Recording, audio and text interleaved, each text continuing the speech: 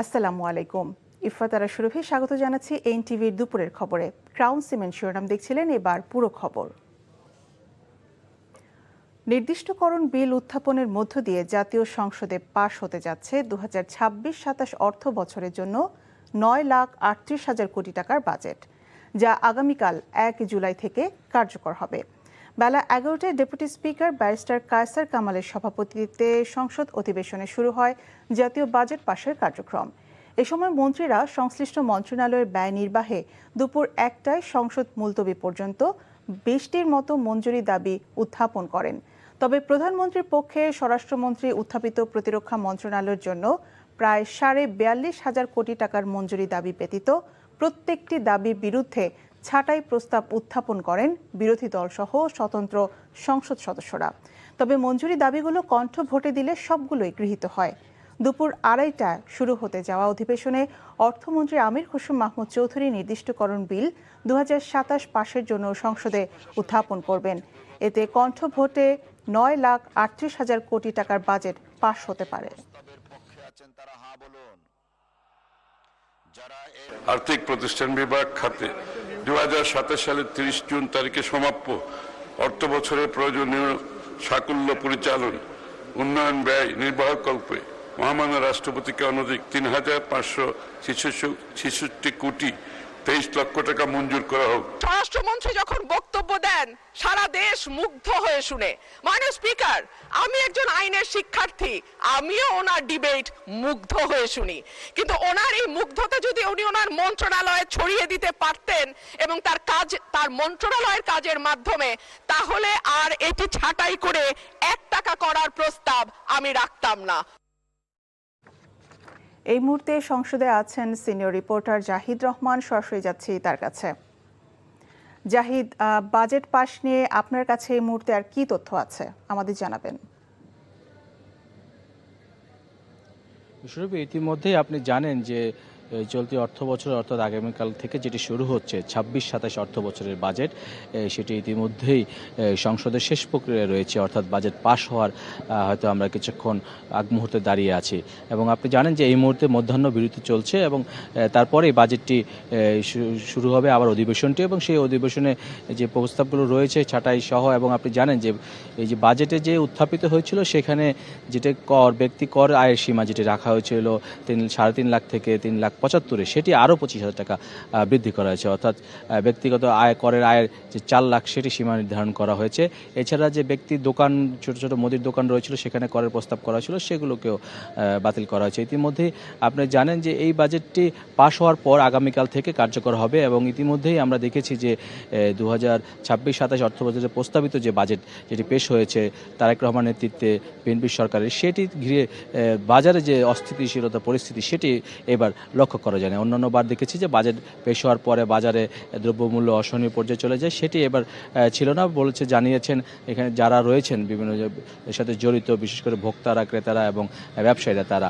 এবং স্বস্তির বিষয় হচ্ছে যে বাজেটটি জনমনে যেন প্রতিফলিত হওয়ার জন্য মানুষের উপরে যেন বাড়তি চাপ সৃষ্টি না করে, সেটি যেমন সরকারের কাছে প্রস্তাব রয়েছে, সেটি জনগণের প্রত্যাশা রয়েছে, এবং সরকারের পক্ষ থেকেও যারা রয়েছেন বাজেটে, বিশেষ করে অর্থমন্ত্রী, তিনিও সেই বিষয়টি দিকে নজর দিচ্ছেন বলে আমাদেরকে জানিয়েছেন। সুরভি, জানছিলাম নতুন অর্থ বছরে বাজেট পাশের সবশেষ তথ্য। এই মুহূর্তে ট্রাইব্যুনালে আছেন স্পেশাল করেসপন্ডেন্ট হাসান জাবেদ, সরাসরি চলে যাচ্ছি তার কাছে। জাবেদ, জুলাই গণহত্যা মামলার রায় ঘোষণা নিয়ে আপনার কাছে কি তথ্য আছে?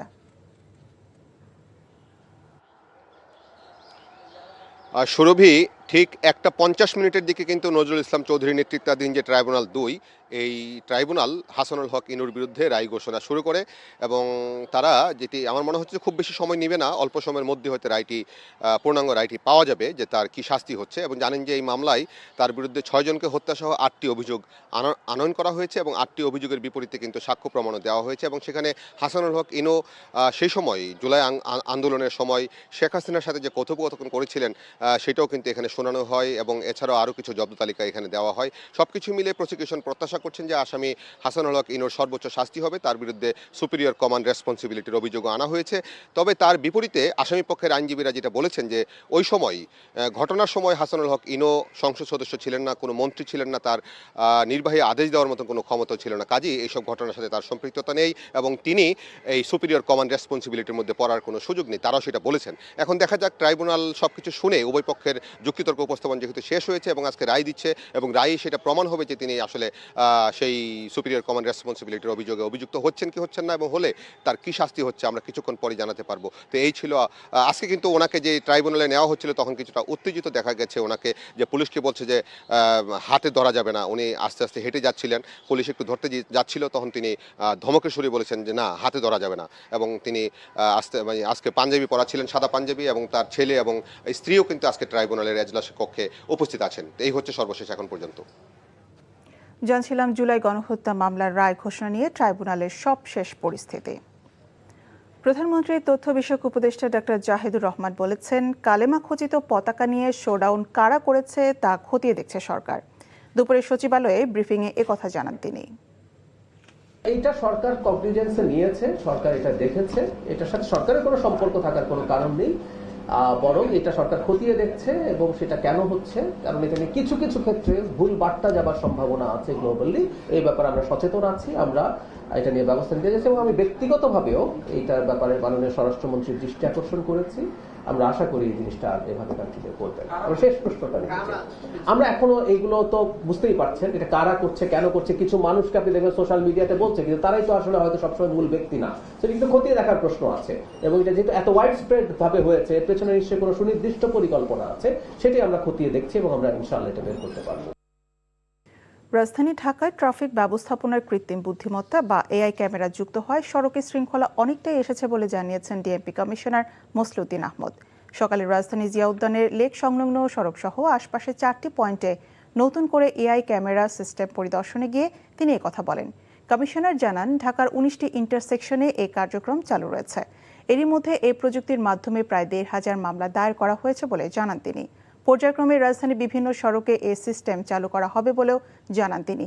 অটোরিকশার দৌরাত্ম্য কমাতে ও প্রধান সড়কগুলোতে চলাচল নিয়ন্ত্রণে কাজ চলছে বলেও জানান তিনি। শুধু পুলিশের একার পক্ষে এই সমস্যা সমাধান সম্ভব নয় বলেও জানান তিনি। জুলাই গণ অভ্যুত্থানের দ্বিতীয় বার্ষিকী উপলক্ষে বাংলাদেশ জামায়াতে ইসলামীর প্রধান দাবি হবে গণভোটের গণরায় বাস্তবায়ন। দুপুরে জাতীয় প্রেস ক্লাবে জুলাই গণ অভ্যুত্থানের দ্বিতীয় বার্ষিকী পালন ও মাসব্যাপী কর্মসূচি ঘোষণা উপলক্ষে আয়োজিত সংবাদ সম্মেলনে একথা বলেন দলটির সেক্রেটারি জেনারেল মিয়া গোলাম পরোয়ার। তিনি অভিযোগ করেন, বিএনপির কিছু গুপ্ত নেতা অন্তর্বর্তী সরকারের ভেতরে থেকে জাতীয় নির্বাচনের ফলাফল ইঞ্জিনিয়ারিং করেছে। গণভোটের 70% রায়ের মাধ্যমে বিএনপির নোট অব ডিসেন্ট প্রত্যাখ্যাত হয়েছে। সংবাদ সম্মেলনে দলের অন্য নেতারা বলেন, জুলাই সনদ নিয়ে জাতির সঙ্গে কোনো বিশ্বাসঘাতকতা হলে জনগণ এর জবাব দেবে। প্রয়োজনে আরেকটি গণ আন্দোলনের মাধ্যমেও স্বৈরাচার প্রতিরোধ করা হবে বলেও হুঁশিয়ারি উচ্চারণ করেন তিনি। আপনার পার্লামেন্টের মেজরিটি ব্যাখ্যা এক, আর গণভোটের 70% মেজরিটি কিন্তু আরেক। সংবিধান বিশ্লেষক আইনজ্ঞরা পরিষ্কার বলেছেন, পার্লামেন্টে আপনারা যে আসনগুলো পেয়ে মেজরিটির শক্তি দেখাচ্ছেন, এই মেজরিটি গণভোটের মেজরিটির সামনে কিন্তু সভরেন নয়। যখনই বিএনপি নোহার হয়ে যায়, জামাতকে মোকাবেলা করার যুক্তি যখন থাকে না, নৈতিকতা যখন থাকে না, আদর্শ যখন থাকে না, চরিত্র যখন থাকে না, তখন ওই পুরানো কাসন্দিতে জনগণকে বিভ্রান্ত করতে চায়। এই ছাড়া তাদের আর কোনো হাতিয়ার তো নাই, হাতিয়ারটা ভোতা হয়ে গেছে। চট্টগ্রাম বন্দরের নিউ মোরিং কন্টেইনার টার্মিনাল বিদেশি প্রতিষ্ঠানকে ইজারা দেওয়ার সরকারি উদ্যোগের প্রতিবাদে শ্রমিক সমাবেশ ও কালো পতাকা মিছিল করেছে শ্রমিক কর্মচারী ঐক্য পরিষদ স্কোপ।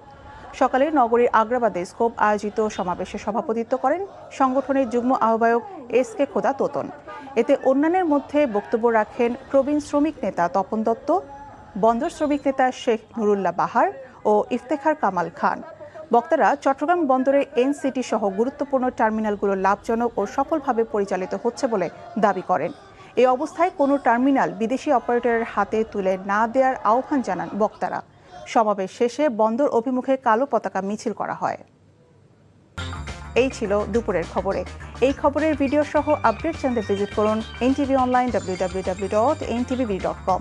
এছাড়াও এনটিভি জনপ্রিয় সব অনুষ্ঠান এবং খবরের আপডেট জানতে ভিজিট করুন আমাদের ইউটিউব ও ভেরিফাইড ফেসবুক পেজ। 5টায় দেশের খবর দেখার আমন্ত্রণ রইল। ধন্যবাদ সবাইকে।